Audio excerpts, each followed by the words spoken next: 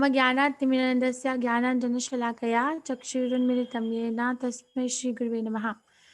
श्रीचैतन्यमनोभीष्टं स्थापितं येन भूतले स्वयं रूपा कदा मह्यं ददाति स्वपदान्तिकं। हे कृष्ण करुणा सिन्धु दीनबन्धु जगत्पते गोपेश गोपिका कान्ता राधाकान्ता नमस्तुते।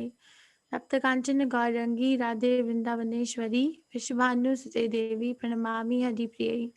जय श्री कृष्ण चैतन्य प्रभु नित्यानंदा श्री अद्वैत गदाधार शिवसादि गौर भक्त वृंदा।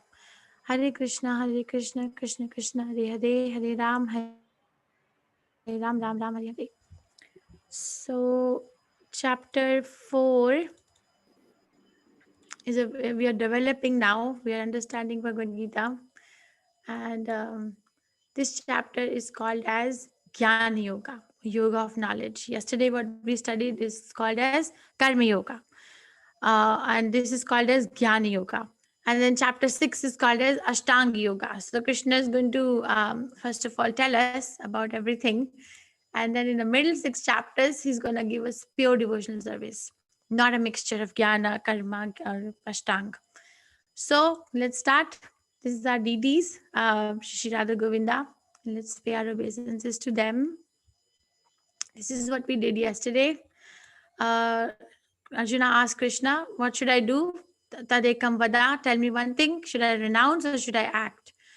Because he's confused after hearing so many instructions from chapter 2. And Krishna tells about difference between Nishkam Karma Yoga and Jnana Yoga.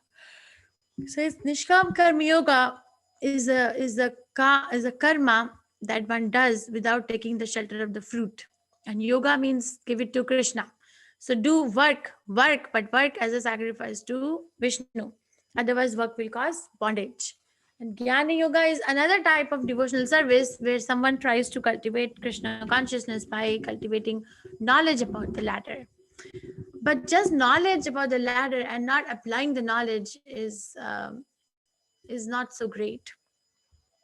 Then Krishna gives example of karma kand to karma yoga. Karma kand, if a person is not inclined towards Krishna consciousness, so how should a learned person behave that towards that person? Should they be rejected?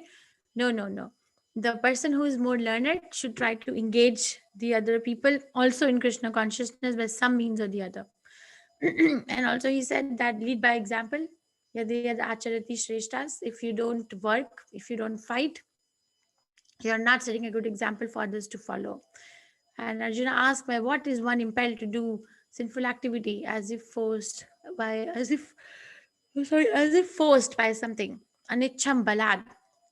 Anicham means without ichha, without desire, without desiring, and balad means force. So Krishna answers lust only, Arjuna, and we discuss the three coverings of 3 degrees of lust. Today we are going to do this. Chapter 4, Krishna will continue about giving knowledge. So knowledge was used as a tool by Krishna for an argument against compassion. Arjuna said, I'm not going to fight because these are the objects of my compassion. And Krishna started giving him the knowledge about the soul. So that's where we're going to build from. Transcendental knowledge about Krishna. I'll bring this chart again at the end. And Krishna is the goal of all paths and the creator of Varnashram system. Then we'll talk about Karma Yoga again. And then we'll talk about sacrifices which lead to transcendental knowledge and summary of transcendental knowledge. So a little bit about Bhagavad Gita. Why Bhagavad Gita is so important? Why Krishna is so important? What is it about Bhagavad Gita that actually is so attractive? Why can't I just study a newspaper, which is coming every day? Or why can't I just study or look at the news on the TV or uh, hear the local prajalpa, local talks? Why Bhagavad Gita? What's so special? Okay, let's see what's so special. Shri Bhagavanu Vacha Imam Vivasvate Yogam Proktavan Aham Avyayam Vivasvan Manave Praha Manurikshava Bravit. So Krishna is telling Arjuna, the blessed Lord said, I instructed this imperishable science of yoga to the sun god Vivasvan. And Vivasvan instructed it to Manu, the father of mankind, and Manu in turn instructed it to Ikshvaku. So Krishna is giving history. Krishna gave this Bhagavad Gita to Vivaswan, the sun god. Vivaswan instructed it to give this knowledge to his son Manu. So I am Manu. And Manu gave it to his son Ikshvaku king. King Ikshvaku brought it to earth and gave it to saintly kings and rishis. I'm sorry, but in the mean course, the knowledge was lost. So again, Krishna says he gave this imperishable science of yoga. Avyayam is the word. Prabhupada was listening to Prabhupada's lecture on this verse. Prabhupada explains same Bhagavad Gita. Some people ask, is it the same Bhagavad Gita that was spoken to Vivaswan Manu? Vivaswan has now been spoken to Arjuna. Prabhupada answers this question, Avyayam, meaning imperishable, meaning no change, eternal. So same Bhagavad Gita was spoken first by Krishna to Vivaswan, the sun god, and then Vivaswan gave it to his son Manu, and Manu gave it to his son King Ikshvaku. King Ikshvaku brought it to the earth and gave it to saintly kings, but eventually, and rishis, but eventually it was lost as the science as it appears. Evam parampara praptam imam rajashreya vidu sakalina mata yogo nashta parantapa. This supreme science was thus received through the chain of disciplic succession, and the saintly kings understood it in that way. But in course of time, the succession was broken, and therefore the science as it is appears to be lost. So that is why Krishna came again. Krishna gave to Vivaswan, Vivaswan gave it to Manu, Manu gave it to King Ikshvaku, King Ikshvaku brought it down to the earth and gave it to saintly kings. But in due course of the time, the science was lost. So Krishna came back to establish it. So this is a litmus test. Whenever one sincerely becomes interested in understanding the spiritual science, check what is the reference, what parampara, what disciplic succession is this coming from. Don't fall into don't fall into the science set by self-acclaimed guru. Oh, I was dreaming last night and I had a dream that I'm guru, so I'm writing Bhagavad Gita. No, it has to be done under the shelter of a pure devotee. So Krishna consciousness can be understood by these four paramparas. Krishna, so one parampara comes from, our disciplic succession comes from Lord Brahma, and the most prominent acharya is Madhvacharya. Another parampara comes from Mother Lakshmi. The most prominent acharya in that parampara is Ramanujacharya. Another parampara comes from Lord Shiva. The most prominent acharya is Vishnu Swami. And another one comes from four Kumaras. Most prominent acharya is Nimbark Acharya. We at International Society for Krishna Consciousness belong to Brahma Gauriya Sampradaya here. So we belong to Krishna spoke to Brahma, to Narada, like that came down. So we belong to Brahma Gauriya Sampradaya. So you have to know that you're reading some scripture, but what parampara is it coming from? It has to be given. It cannot be concocted. Okay. And Arjuna immediately asked, what? You said this to Vivaswan Manu or Vivaswan sun god, but Vivaswan is so old. And you are my contemporary. Krishna, you're my age. How can you speak it to Vivaswan? So this is, I'm going to tell the mind-boggling math now. Okay, this is Vedic math. We'll start from bottom to top. So there are four yugas in Satya Yuga, Treta Yuga, Dwapar Yuga, Kali Yuga. The duration of Kali Yuga is 4,32,000 years. Preceding this Yuga was Dwapar Yuga, which was double the age of Kali Yuga. Then Treta Yuga was 3 times the age of Kali Yuga. And Satya Yuga was 4 times the age of Kali Yuga. So, okay, so 4x, 3x, and x. And 4x, 3x, 2x, and x. So, the x is Kali Yuga. And all these taken together make one Divya Yuga. All these ages, one cycle of Satya Yuga, one cycle of Treta Yuga, one cycle of Dwapar Yuga, one cycle of Kali Yuga is collectively called as a Divya Yuga. 71 such Divya Yuga. It means 71 such cycles. One Divya Yuga is 4 yugas, which is equal to 4.3 million years in earthly calculation. And 71 of such, so 71 multiplied by so that means this many years, 306.72 million years make one manvantara. Okay, this is the Vedic math. What are the words? What is Divya Yuga? What is manvantara? What is kalpa? So 71, and kalpa is one day of Brahma.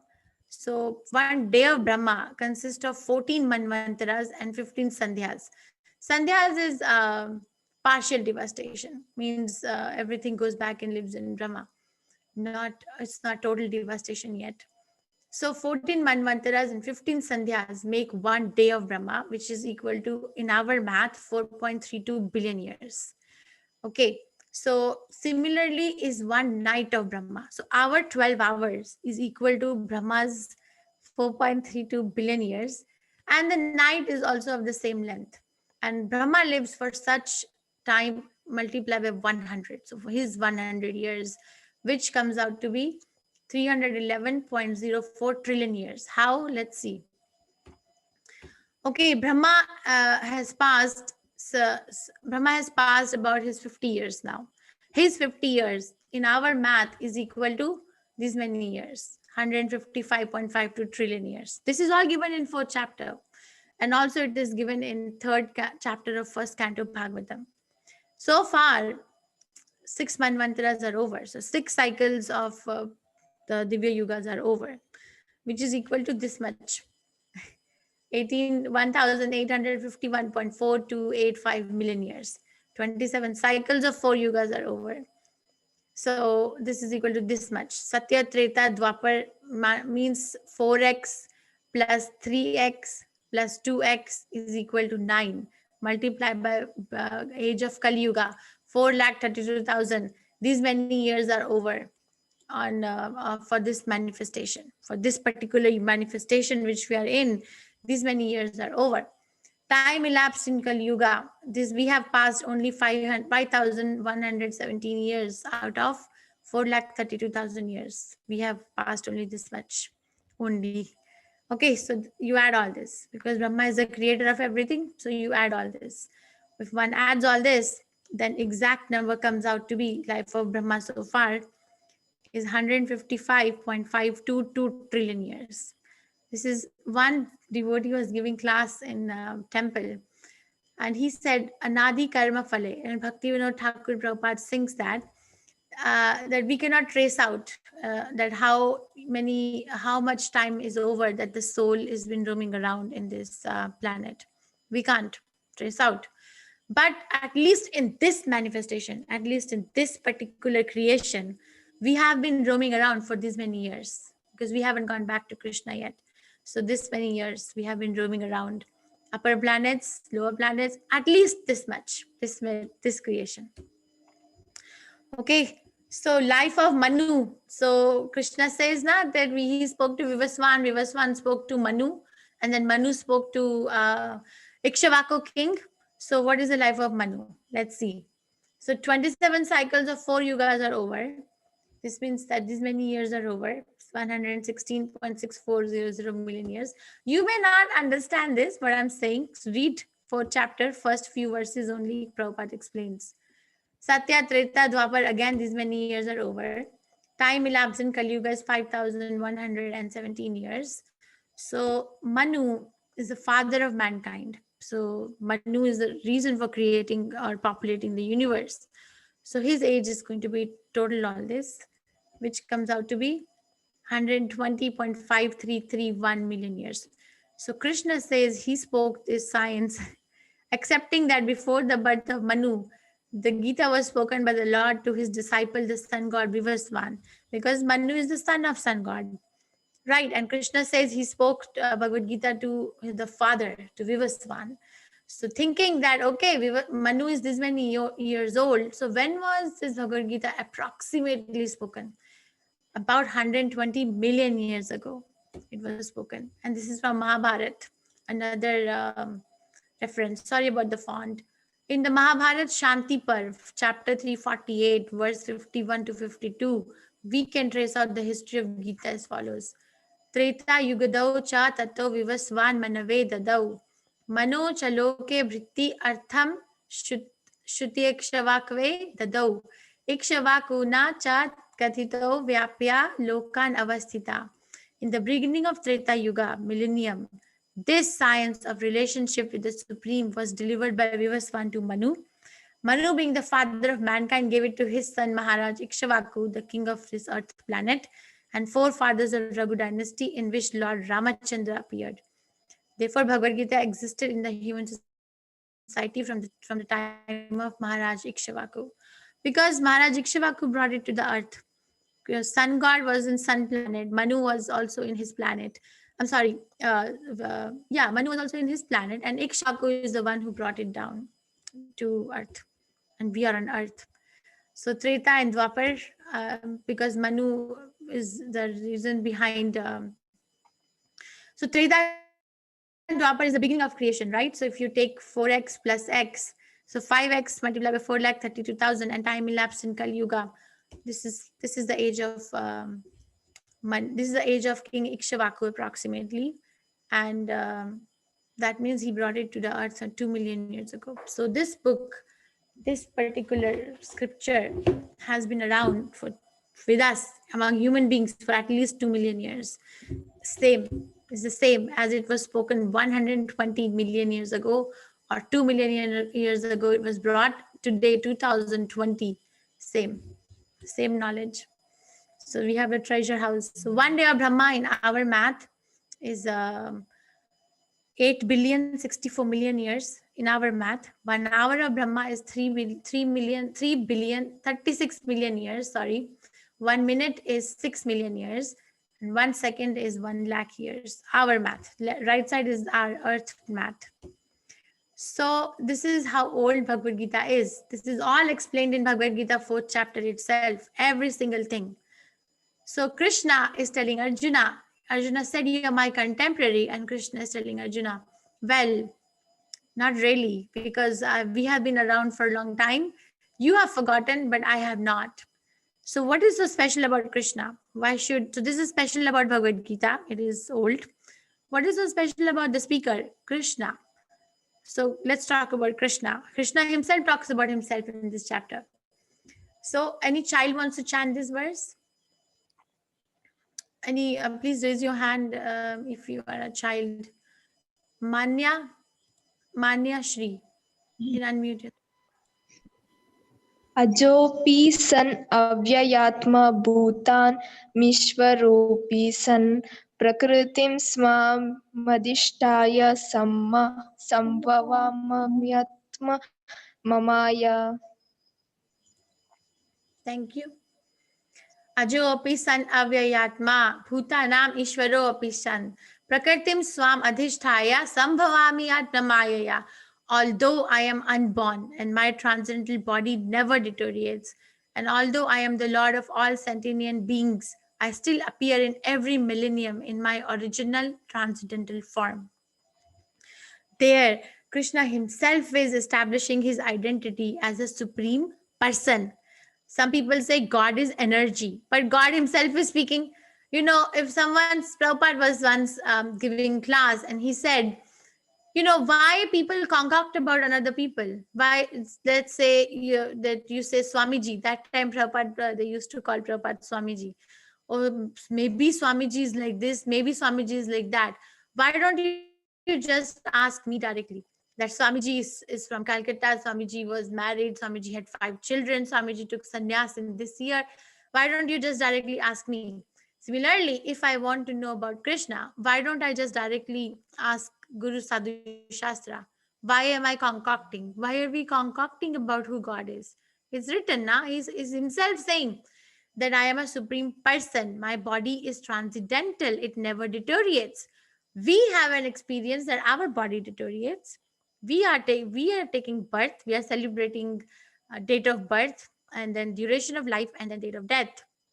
But Krishna is unborn, avyayatma, unborn. Transcendental body never deteriorates and appears in every millennium in original transcendental form. I will explain this further.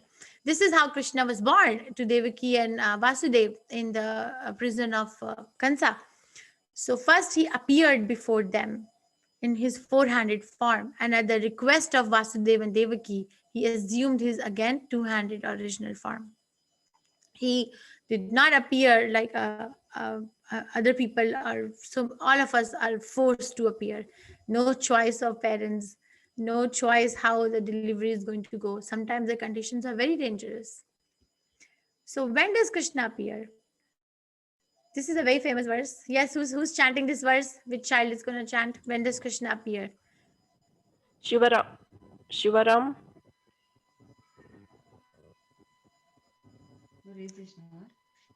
यदा यदा हि धर्मस्य ग्लानिर्भवति भारत अभ्युत्थानमधर्य धर्मस्य तदानीं सृजाम्यहम्.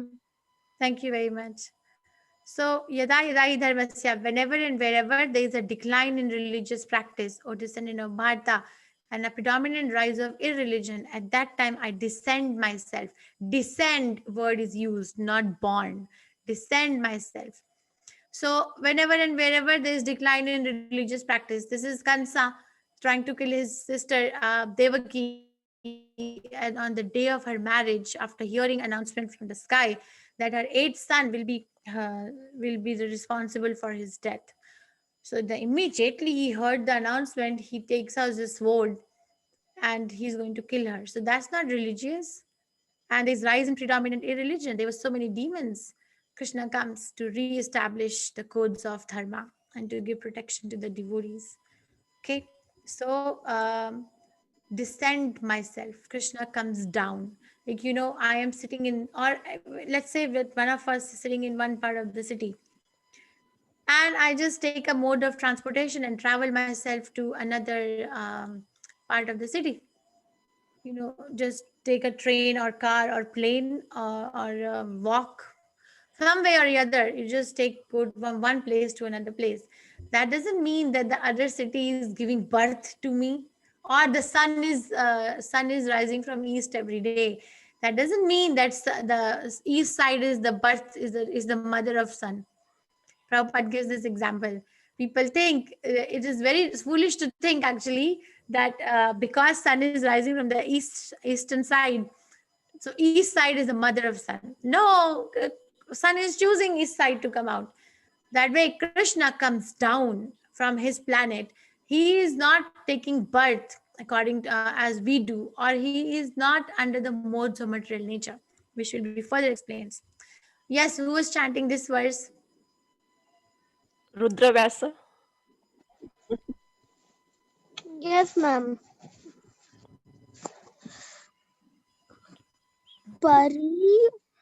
परित्रणाय साधूनां विनाशाय का दुष्कृतं धर्म संस्थापनार्थं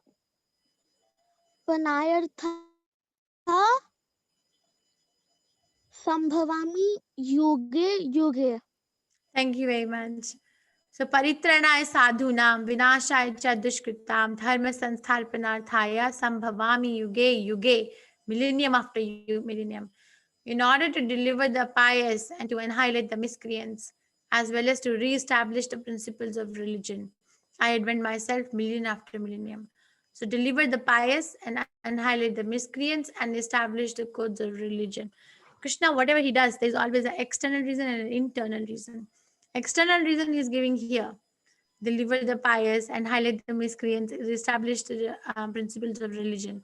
But the internal reason for the appearance of Krishna is explained in Srimad Bhagavatam in 8th chapter, 1st canto, when Queen Kunti prays that actually Krishna comes because he wants to give joy to his devotees, because his devotees are requesting him to come. And Krishna doesn't need to come to kill anyone. Krishna's God. Krishna can just set into motion, tell Indra, bring a devastating rainfall, or Samavartaka cloud, and just destroy the place. All demons will be destroyed. So why does Krishna come? Krishna has, so the great acharyas have analyzed, and they say, Prabhupada says in first canto, 8th chapter, read, the internal reason is because his devotees are requesting him to come. Please come. Devaki and Vasudev wanted a son like Krishna. And there's no one like Krishna. Ekala Ishwar Krishna, Arahu Brita. So there's no one like Krishna, and they want Krishna, a son like Krishna. So who's like Krishna? Nobody. So Krishna became the son. That's why he came. But in this Bhagavad Gita, we understand this reason. Okay. Now, what is so special about Krishna's birth? What is the benefit of knowing Krishna? This is called the gem shloka Gita. Srila Prabhupada was once asked, which is one verse which explains the essence of Bhagavad Gita. Prabhupada quoted this verse, ninth verse of 4th chapter. Janma karma cha me divyam evam yo veti tatvataha tyaktya deham punar janma neti ma meti swarjana. One who knows the transcendental nature of my appearance and activities does not, upon leaving the body, take his birth again in this material world, but attains my eternal abode, O Arjuna. So whoever understands the intricacies or the transcendental nature of Krishna's birth and activity, Janma is birth, Karma is activity, understands Tatvataha, this Tattva, this transcendental nature, who understands what happens, that person, when they leave their body, they don't come back to material world again. They go back to Krishna. It is so sublime. So what is the difference between Krishna and us? So Krishna's form is spiritual. Krishna's form, Venum Kwalantam Aravinda Dalayataksham, Barha Masham Tamasitam Buddha Sandarangam, Kandarpa Koti Kamaniya Vishesha Shobham, Govindamadi Purusham Tamaham Bhajami. So Krishna's form is not like our form. Krishna's form is Sat, means eternal. There is no past, there is no present, there is no future. It is just there, eternal, Sat. Chit means full of knowledge. And Ananda means full of bliss. Okay, but what is our form? Asat. It is not eternal. There is a date of birth, there is a date of death. Chit, it is not Chit. It is full of ignorance. Ananda, no, it is Nirananda. My head hurts, my back hurts, my weight is this much, I am underweight, overweight, I have wrinkles, so many things. So it is not full of enjoyment. It's always giving trouble. So, but Krishna's form is not like that. That is why Mayavad philosophers cannot actually, it's so simple actually. They cannot account, they cannot really relate that how God can have form. Because the conception of form means asat and ignorance and nirananda. That's what we have. But they cannot understand that Krishna's form is sat, chit, ananda. And we have actually three kinds of bodies. Two kinds of bodies, sorry. So there's this soul which is sitting in the body. We heard in chapter 2, Denos Vinyatha Dehe Kamaram Yavanam Jara Tatha Dehantara Prapti Dhiras Tatra Namoyati. So soul is inside the body, which sees the body going through the changes, right? But the soul is covered by subtle body. Subtle body is made of mind, false ego, and intelligence, and which is in turn covered by gross body, which is made of earth, water, fire, air, ether. So what we see ourselves in the mirror every day is we see the gross body. But when we are lying down in the bed in the night and sleeping, the gross body is lying at one place. So what is working? How can one dream? Because the gross body is just lying in one place. We dream with the subtle body, mind, intelligence, and false ego. And soul is covered by these two. Prabhupada gives example. Let's say a man is dressed up in a shirt, and over the shirt there is a coat.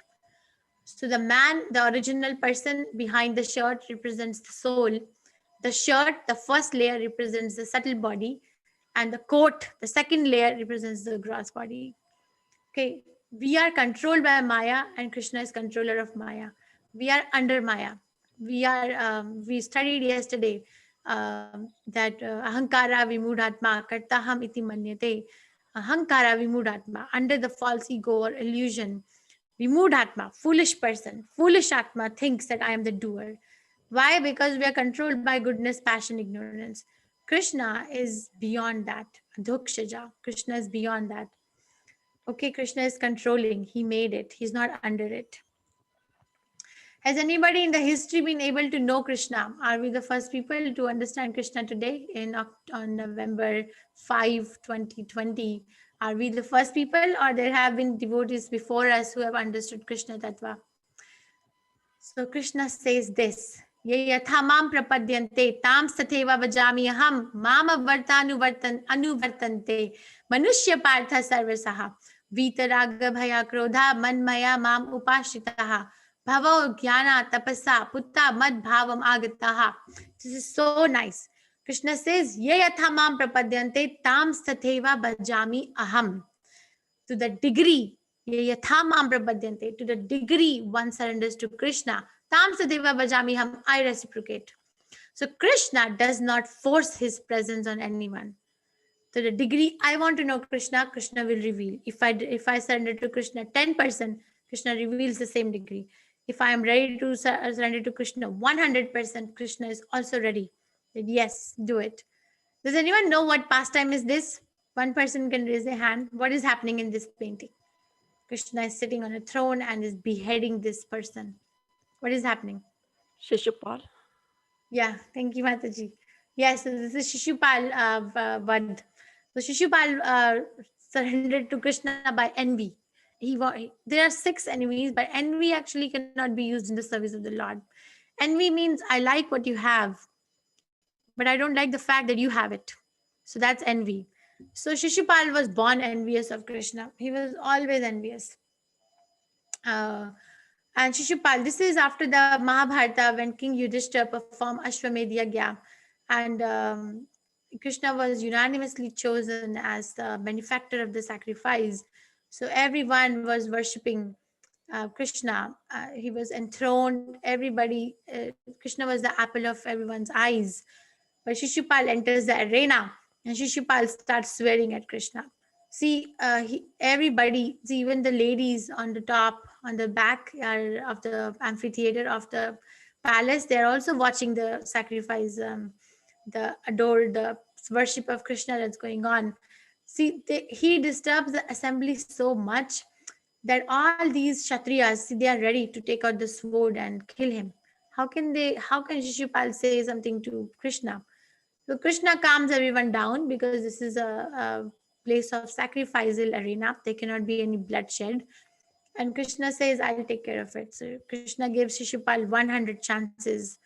And he says, if he swears at me 101th time, then I will behead him. So it happened, and Krishna released his Sudarshan Chakra and beheads him, but not even a drop falls on the floor. Drop of blood falls on the floor. This is Krishna. So Krishna, like he surrendered, Kansa surrendered Krishna by being envious or by being his enemy. Kansa was very Krishna conscious. He was always thinking about Krishna. He couldn't even sleep, eat. He was Krishna, Krishna, Krishna all the time. But what was his consciousness?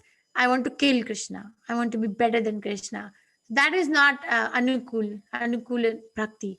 That's not anukul. That's not favorable devotional service. So, but he surrendered to Krishna. Kansa surrendered to Krishna as an enemy of Krishna, and Krishna reciprocated by being his enemy and killed him. So the ball is in our court. Now we have to introspect. How am I understanding Krishna? What is my reason to surrender to Krishna? What is it that I'm looking for? How much Krishna I want to know? So ye yatha mam prapadyante tam satheva vajami ham. All of them, as they surrender unto me, I reward accordingly. And this is further being freed from attachment, fear, and anger, being fully absorbed in me and taking refuge in me. Many persons in the past became purified by knowledge of me, and thus they all attained transcendental love for me. Okay, so many people. So the Krishna, this cow wants to serve Krishna. Krishna reciprocates by hugging the cow. Lord Balram is massaging the lotus feet of Krishna. Krishna in turn massages his lotus feet. So Krishna reciprocates with his devotees. But there are some people who are not going to surrender to Krishna. Krishna knows that. Krishna knows us better than we know ourselves. Who are those people? Men in this world desire success in fruitive activities, and therefore they worship the demigods. Quickly, of course, men get results from fruitive work in this world. So if demigod worship starts from 4th chapter, verse 12, it goes on in practically so many other chapters. Every chapter practically we'll hear about it thereafter. People who don't surrender to Krishna are surrendering to demigods. Demigods like Indra, Chandra, Varuna, Mother Lakshmi. They're called demigods because they are managers under Krishna's leadership. They're managing one department. Why is sun coming on time? Why is moon coming on time? Why are the seasons changing on time? Under the direction or under the fear of Krishna. But a person, instead of directly surrendering to Krishna, surrenders somewhere middle. Why? Because if I surrender to Mother Lakshmi and I say, Mother Lakshmi, I'm so poor, please give me money, she will give. She'll not, she'll not like think that this person is even worthy or not. Or if I want a good health, okay, worship sun god. If I want a good grain, worship Indra, like that, and moon planet. So, but Krishna, if someone surrenders to Krishna, they can surrender to Krishna directly for asking all these favors. But Krishna thinks before he gives. Krishna just does not give irrationally. Krishna thinks that what is this person going to do with this favor. If the use is going to be against Krishna consciousness, Krishna does not give. So people think Krishna is very strict. And the best example is there are so many exalted devotees of Krishna, and they are actually apparently materially very poor. I was listening Damodar Lila yesterday. Lord Shiva. Lord Shiva is the friend of Kuvera. Lord Shiva is the topmost devotee of Krishna. Vaishnava Nam Yatho Shambhu. He's the topmost devotee. And Lord Shiva is a grihastha. He's married. But Lord Shiva apparently has no proper residence. He lives in a cremation ground, has no proper bank balance, has no proper arrangement to cook food in the kitchen, has no proper clothing, but he's always merged in transcendence of Krishna consciousness. So people that like, okay, pure devotees of Krishna are like Lord Shiva or Vyasadev living in Badrika ashram in very cold place and alone. So it looks like that. Or Narad Muni has no fixed residence. They're pure devotees. They're going from one place to another place to another place. So people get bewildered that, if I become devotee of Krishna, then that's how my destination is. No proper food. No, there will be food, but no proper arrangement to cook food. No proper bank balance, no proper clothing. No. I'm not going to Krishna. But that's actually foolish because yathamam prabhadyante tam sateva vajami ham. They are surrendering 100% to Krishna. My surrender will be somewhere midway. So Krishna is not going to give me something which I cannot tolerate. But that is the reason. Krishna says that men in this world desire success in fruitive activities. They're not desiring success in devotional service. No one is. You look around and see how many of the people around us are actually desiring to be 100% Krishna conscious. Very rare. How many of the people around us are desiring success in material world? In United States, this election thing is going on. The whole country is not sleeping. What is going to change? Whoever becomes, it's going to be the same story again and again. What is going to change? But we lose our sleep, we lose everything. So for these people who are not surrendering to Krishna directly, Krishna made a system because Krishna wants to claim everyone.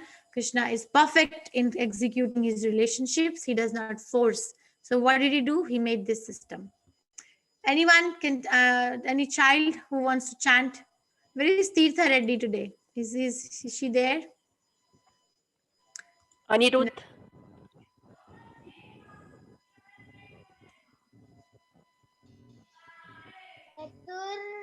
चतुर्वर्ण्यं मायसिस्तं गुणकर्म विभागसा तस्य कर्तरम् अपि मम विद्य अकर्तरम् अव्ययम्.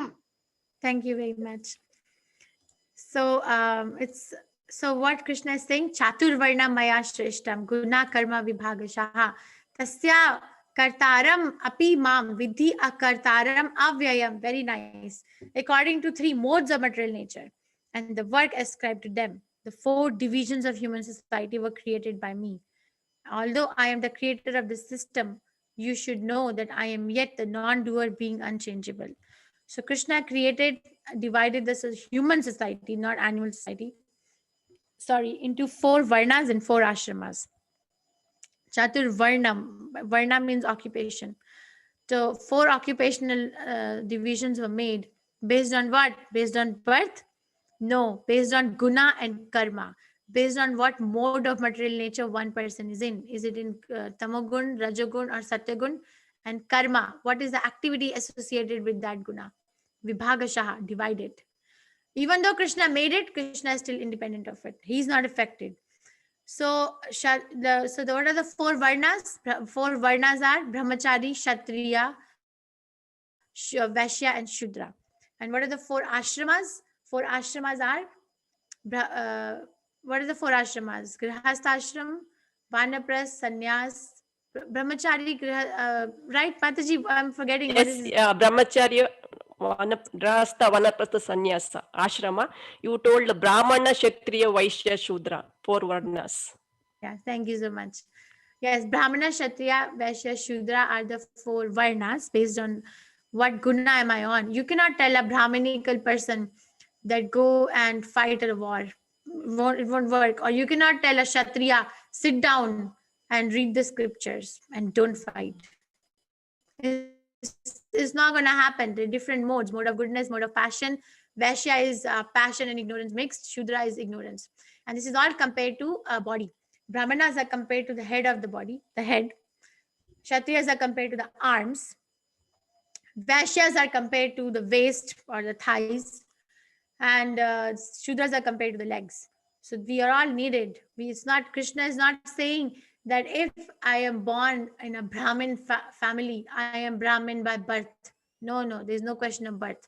Bhagavad Gita doesn't talk about birth. Bhagavad Gita talks about guna and karma. One person may be born to a Brahminical father, but their activities may be like a Vaishya. They like banking, agriculture, on taking care of the cows. So get established there. Be very, very sincere. Why was this society made or divisions made? So that everyone is marching back to Krishna. This is a spiritual division. This is not based on skin disease or caste system. Namam karmani limpanti, name karma phale spira. Iti mam yo abhijanati karma bhirna sa badyate. There is no work that affects me, nor do I aspire for fruits of action. One who understands this truth about me also does not become entangled in the fruitive reactions of work. Even though Krishna made all this, Krishna does not have to work.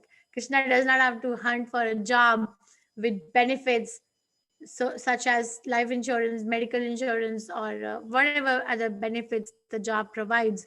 Krishna doesn't have to do like that. Krishna doesn't have to. Prabhupada says today's world education is useless. Why? Because it is producing beggars. Prabhupada says that. Prabhupada talks very strongly. Why is it producing beggars? Okay, analyze. One person goes through so difficult education. So many years of life are invested in accumulating or educating oneself with something. But what is the future? Unless and until that person gets a job, they produce a paper called resume and then go beg. Can you give me job because I have this? So that's a beggar. Prabhupada said Krishna consciousness does not produce beggars. It's a very strong statement. I am not saying that I'm realized, but Prabhupada is Acharya. He can talk like this. He said, I don't want to produce beggars. Everyone should be self-sufficient. Om Purnamada, Purnamidam, Purnat, Purnamudachyate, Purnasya Purnamadaya, Purnam Eva Avishishyate. Isopnishad invocation mantra. Everything is complete because it is coming from a complete source. We have created population explosion, or we have created there's deficiency of this, there's deficiency of that. No. According to scriptures, there is only deficiency of Krishna consciousness. Anyway, so here we may see that, okay, Krishna is very busy in serving Sudama. So he's working, right? He's working. Or Krishna is very busy in the battlefield of Mahabharata. Or Krishna is very busy in taking care of 9 lakh cows of Nand Maharaj. Nand Maharaj has 9 lakh cows. Krishna Balram were in charge. Right? Or Krishna is very busy being the chariot driver of Arjuna. But Krishna is not working. How is it not working? If someone has a car driver, the driver is working now, is earning money, is running the family, but Krishna is not working. Then what is Krishna doing? Krishna is enjoying with his devotees. Krishna is serving Sudama because Sudama is his pure devotee. He enjoys, he relishes that relationship with his devotee everywhere. Krishna is enjoying with the cows, with Balaram. Krishna doesn't need to do all this, but he does it because he wants to have fun. And this was the verse I was waiting for to come. Karmanu hi api bodhavyam, bodhavyam cha vikarmanaha, akarmanascha bodhavyam, gahana karmano gatihi. Three words are included. Karma, karma, karma we are hearing, right? Work, work, work, or do karma kand or karma yoga. Krishna introduces three words here. Karma, okay, and then vikarma, and third line is akarma. Krishna says the intricacies of action are very hard to understand. Therefore, one should know properly what action is, what forbidden action is, and what inaction is. Three words: action, forbidden action is vikarma, inaction is akarma. So, action is something which produces another material body. Let's say that somebody has is doing an action that very attached to not wearing clothes. There are some people who like to be naked. Fine, stay like that, because what is going to happen? Become a tree. No need to wear clothes for thousands and thousands of years. It leads to another body. Someone is very attached to eating meat. Fine, eat it. Next life waiting. You enjoy eating meat. Krishna will give, make arrangement very favorably, become a carnivorous animal and taste fresh meat. Someone is very is working and is eating anything and everything or drinking anything. Fine, do it. Next life, hog is waiting. Become a hog and taste even stool. Someone enjoys sleeping. Prabhupada says no more sleeping than 6 hours. But okay, we sleep 30 hours a day out of 24 hours. Fine. Associating with that mode of ignorance, then the body is waiting of an animal where we can sleep 6 months out of 1 year. Sleep.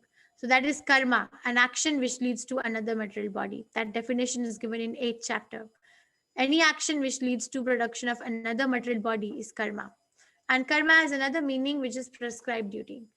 That's prescribed duty is like, let's say the karma of a parent is to take care of the child. We have to do that. We cannot say that child is a soul. I'm also soul. Soul has no need to eat, no need to sleep. No. Don't be a fanatic. Okay, we are conditioned, we are not realized. And this is a karma. This is a devotee of Krishna, Nimmi, King Nimmi. I think 9th canto Srimad Bhagavatam he comes. So he was very charitably disposed, and he was fully realized. He was a pure devotee of Krishna, and he would give so much charity that actually he lost his kingdom because of giving charity. But he was still not shaken. All his relatives, all his paraphernalia left him because they were saying that what is this person doing? So much charity, is not keeping anything for himself. So he was tested by Lord Shiva and Lord Brahma. He had one glass of water left for himself at the end. And Lord Shiva and Lord Brahma came as beggars and asked him, Maharaj, we are very thirsty. He gave him that. So that's akarma, and then he was blessed. So what is the difference? Vikarma is a person who do not follow the Vedas, who have risk of being degraded to lower species. They do not appreciate, they are not appreciated by saintly person, and they defeat the purpose of life, prabhava. The purpose of life is Nate vidu swarthagatami Vishnu, to become Krishna conscious, but Vikarmis lose it. Karmi, what is a Karmi? They follow the Vedas, they're pious people, they attain heavenly planets, Svargaloka, body of a demigod. But what happens? They eventually come back to Mrityuloka. When the balance of activities is exhausted in upper heavenly planets, then come back to earth. What is the Jnani? They have come to the platform of knowledge of Atma Tattva.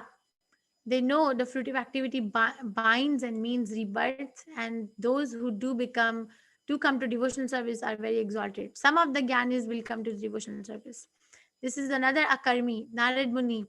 Narad Muni made so many devotees, so many. Narad Muni's appearance and life is described in 5th chapter of 1st canto Bhagavatam.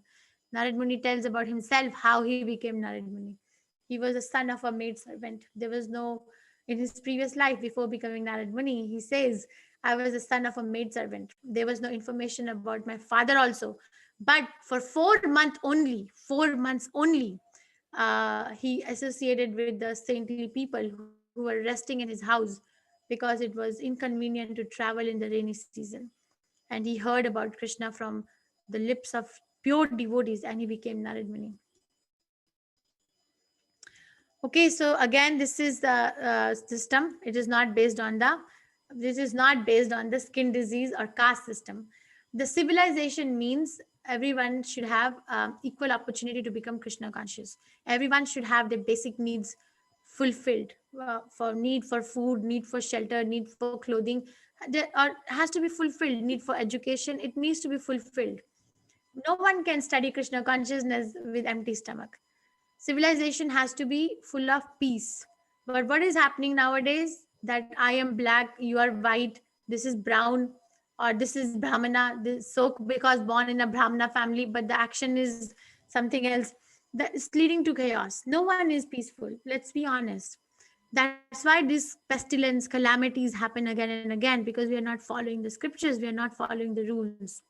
Who can tell us what to do? Who can tell us?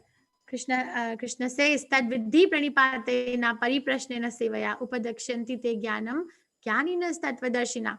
Just try to learn the truth by approaching a spiritual master. Inquire from him submissively and render service unto him. The self-realized soul can impart knowledge onto you because he has seen the truth. So Krishna himself, Krishna is God.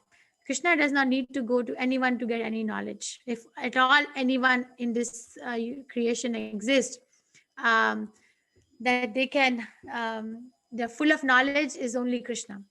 But Krishna himself sets an example of accepting a spiritual master by accepting Sandipani Muni as his guru and learning the science from him. So there are two things: learn the truth by approaching a spiritual master. Okay, inquire submissively and render service. We should not go to a spiritual master, first of all, because it is a fashion to have a spiritual master. No. And we should also not challenge a spiritual master. Tell me who is God. You think you know God? Tell me who is God. That's challenge. How do I know that I am not challenging the spiritual master? Because I'm rendering service. Render service. Do something for the spiritual master. Prabhupada says, if you love me, you will read my books and distribute my books. So if you love Prabhupada, then you will do the same thing. Distribute the books that Prabhupada translated and read the books. Make your own life perfect and give it to someone else. My Guru Maharaj was saying yesterday, I was reading, if we get knowledge and if we don't share it, we lose the knowledge. We lose it. It doesn't stay.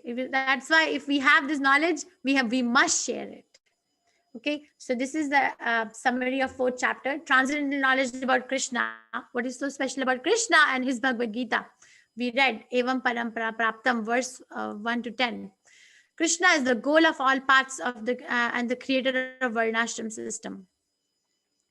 Yatha mam prapadyante tam satheva bhajami ham, and chaturvidha bhajanti mam. The verses come here.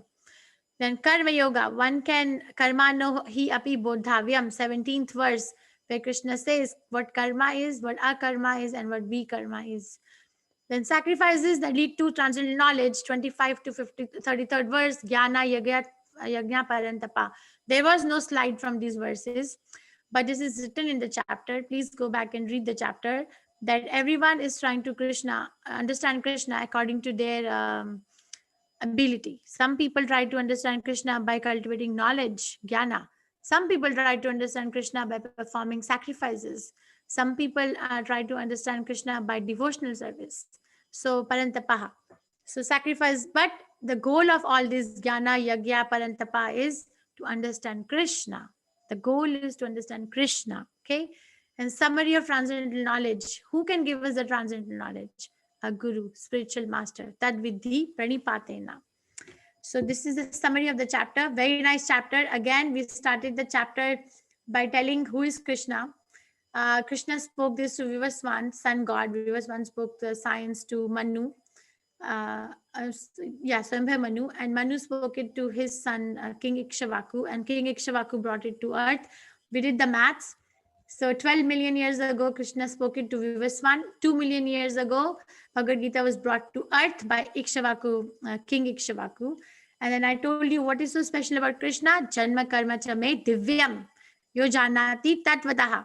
So divyam, appearance and activities of Krishna are transcendental. They're not like any other mundane appearance or activity.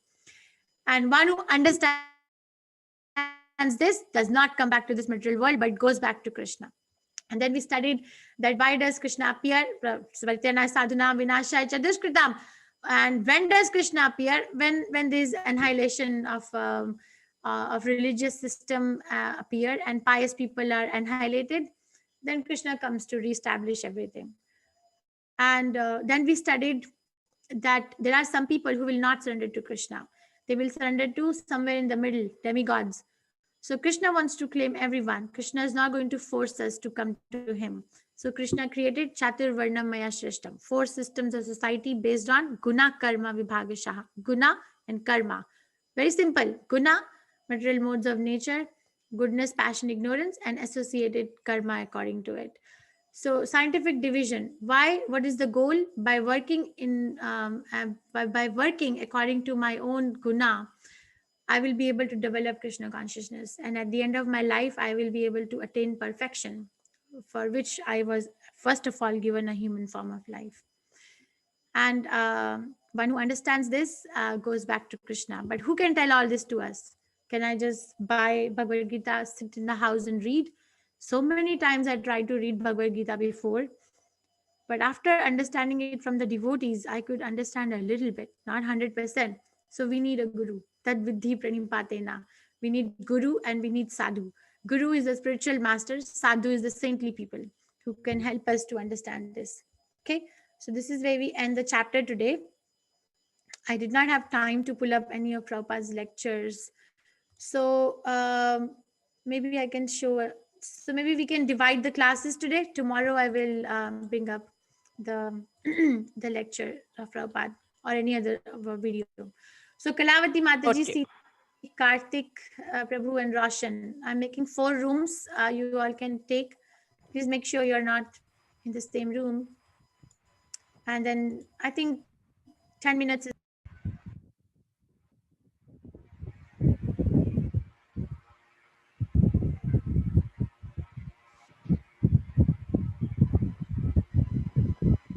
Sita Mataji over here. Yes, Ah. Mataji. I All think of us, Karthik Prabhu is also here. yeah, all of us in the same room.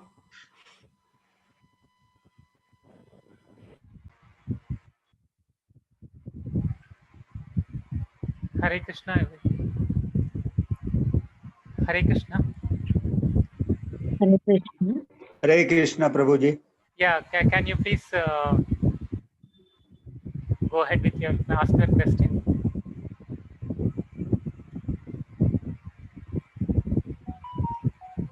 Yeah, please ask your question.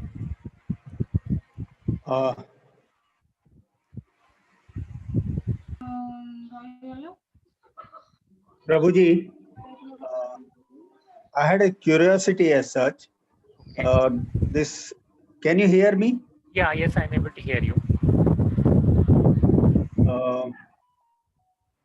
This Bhagavad Gita was spoken earlier, so many millions years ago, to Vivaswan, sun yes. god and then further and all. Correct. But that time, now as I know, or as we know, Bhagavad Gita means a dialogue between Krishna and Arjuna, Correct. and which was heard by or seen by the Sanjaya and explained to Dhritarashtra.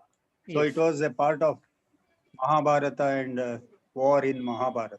Yes. But those days when it was explained to sun god and all, it must be reference to some other contest. Some other context Maybe the means content is the same, but content is the same only. He has spoken the same yeah. content only. That is what he is saying. I instructed this. Are you able to see my screen, Prabhu? Yes. Yeah, I instructed this imperishable science of Yes, yoga yes. to the sun god Vivaswan, and Vivaswan instructed it to the Manu, the father of mankind, and Manu in turn instructed to the Ikshvaku. So, but in the next sloka, he is saying, so this supreme science was thus received through the chain of disciplic succession, and the saintly kings understood it that way. But in course of time, the succession was broken, and therefore the science, it as it appears to be lost. So that's why he told this in the Satya Yuga. to Vivaswan, but it got lost in the due course of time. It got lost. Can others please go on mute, please? Only the person who is talking, please. Yeah. So that's why he has to tell it again to Arjuna during the Dwapara Yuga. The same thing was explained again. So now, those days it was not a dialogue between Krishna and Arjuna. It was maybe something different. No, it was a dialogue between Krishna and Arjuna in the Kurukshetra war only. That is what we are seeing, no, in the sloka itself. Both are having dialogues. Arjuna Uvacha, Bhagavan Uvacha. It's a dialogue. Okay. Yeah, Okay, maybe. thank you. Okay. Pramod Prabhu, you have a question? No, I just finished. Okay, okay. Ganeshwar Prabhu? Yes, sir.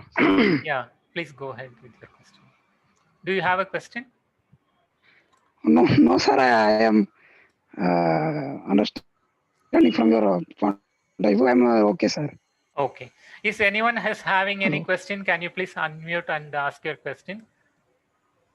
Yes, Karthik Prabhu, I have not a question actually. Mataji was explaining about some king who was giving a lot of charity and finally he lost his kingdom and he only had a glass of water which he gave to. So which is that king? I could not get his name when she was explaining.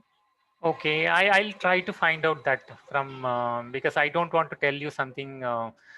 So I'll find out and then I'll tell you the He correct said name. some Driggi from N the name was, but I couldn't Nirga, recollect his name. I think Nirga, but I will confirm Driga it. was because there's a different story about Driga that when he gave cows as charity, one of his cow got mixed with the Brahmana's, another Brahmana's cow, and that Brahmana cursed him.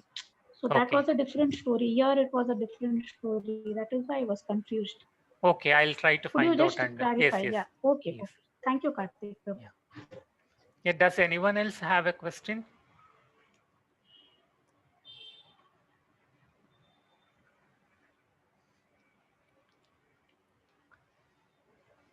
Yeah, you can please unmute yourself. If you have a question, you can ask your question.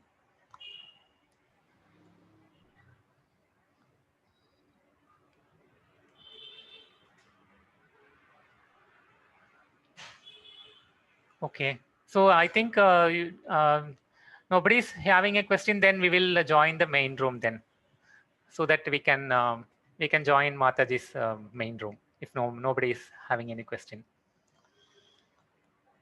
Okay, thank you all. Hare Krishna. Thank you, Karthik.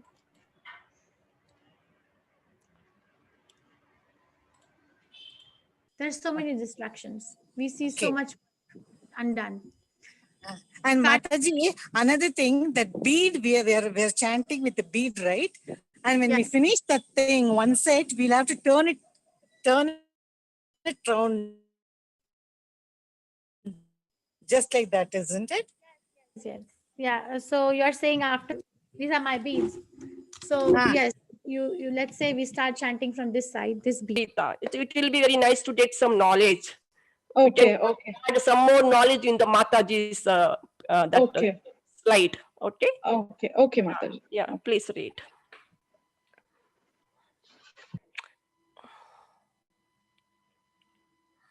And we are sent in that teachable. There is a Bhagavad Gita PDF also. You can download if you want. Also, it is there. If you don't have Bhagavad Gita at home, you can download from the PDF. Yeah.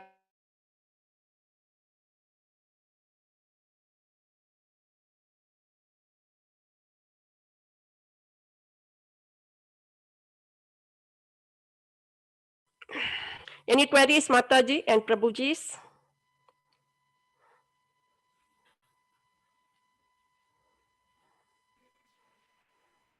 Be in association with different people and with like bhaktas and stuff like that, and then it'll help you. But it is a long process. There's no shortcut, Prabhu. I'm sorry I didn't answer your question, but that's the principle of it. Oh, thank you very much, because I have only you have told me very good idea regarding some intelligence. So intelligence, with the virtue of the intelligence, we can go forward. Yes, but more than intelligence, it's like, our concentration has to be there. And that's a skill set that we have to learn. And unfortunately, it takes years and years of practice to get that. I can share personally, I think unfortunately I only have 30 seconds.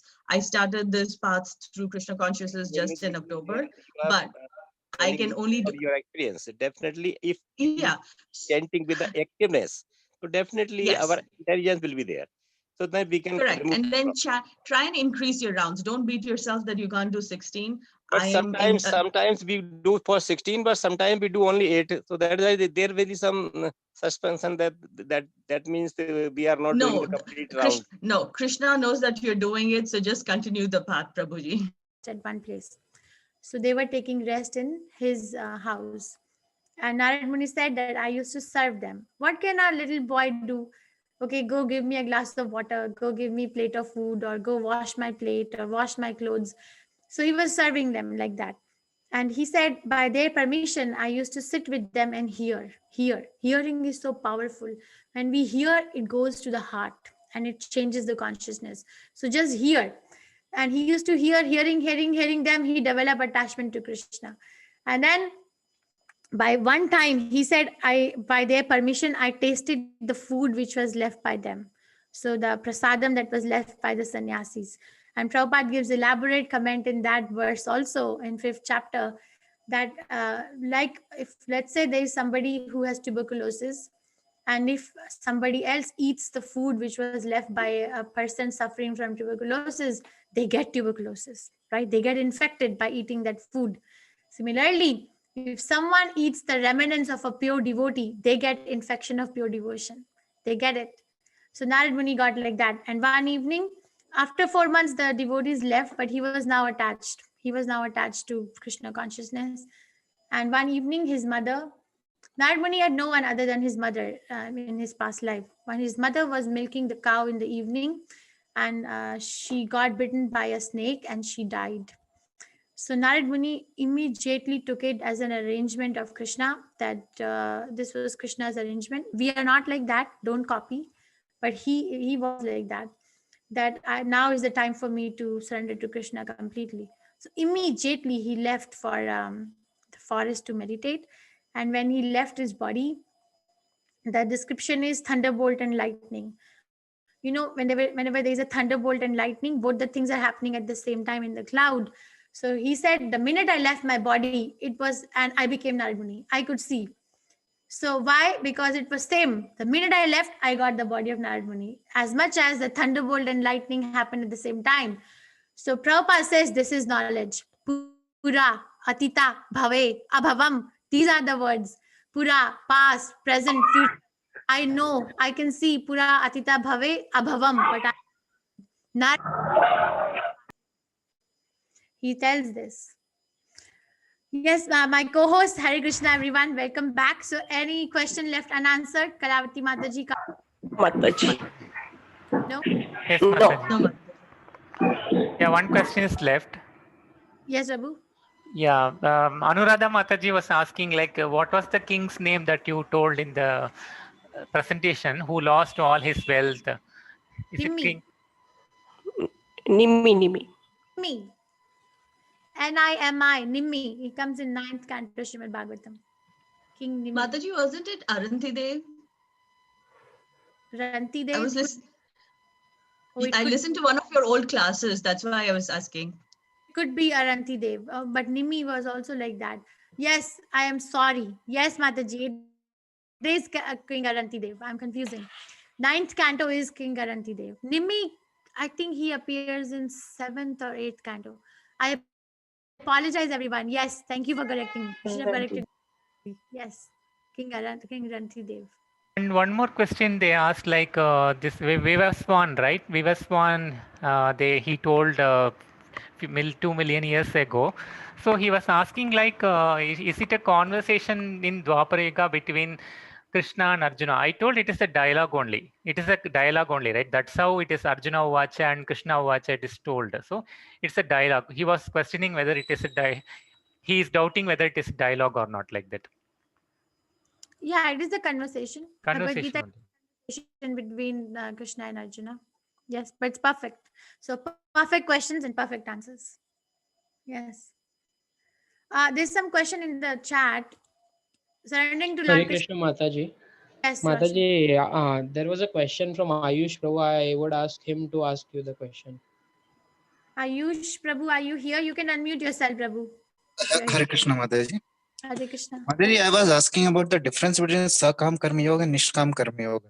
I could not understand it properly. Yeah, but that will come mostly in 12th chapter, Prabhu. This is Roshan's question from yesterday. So Roshan has been with me for a long time now, and he's read Bhagavad Gita probably more than once now. So Sakam Karma Yoga, any kind of activity which I'm doing to become Krishna conscious is called Karma Yoga, because the activity is aimed to become Krishna conscious. But that activity is also further types. Sakam means that I am attached to the fruits of my activity. I'm still not able to give up the attachment to the fruit. That's called sakam. Kama means lust, means desire. So let's say that so one person is earning money in the business. Ideally, 50% of the earning should be given to commence or to propagate Krishna consciousness. That's Swami's principle in Bhakti Rasamrita Sindhu. 50% for Krishna consciousness, and the 50% that's remaining, 25% for personal emergency and 25% for the dependents. That's the math given. Okay, but that's Nishkam, if someone is able to do that. But not everyone is able to do that. Not everyone is able to give 50% of their earnings to propagate Krishna consciousness. They give maybe 5%, 10%, 20%. Whatever they give is fine. But anything less than that is like they're still attached to their own fruit. They want to, they have their own desires other than propagating Krishna consciousness. That's fine. Krishna is saying that's fine. But at least give it, or give ability, give your time, or give your talent, give something. Nishkam Karma Yoga is Prabhupada, what Prabhupada did. The Prabhupada Nishkam, no desire to enjoy anything independent of Krishna. Srila Prabhupada, if you study his life, what was he doing? He was working, right? He was not inactive, he was working day in and day out. He was working. He was sleeping hardly 1.5, 2 hours in 24 hours. But what was he working for? What was Srila Prabhupada working for? Ayush Prabhu. So that is Nishkam. Okay, that's pure devotional But service. if we keep aside the monetary term, like we are earning money, for example, I am a PhD scholar, so money is not the thing that I am striving to achieve. Like at the end of whatever, for example, I start a project. So at the end of project, I intend to learn something from out of it. So that is not in terms of money that I'm earning or something like that.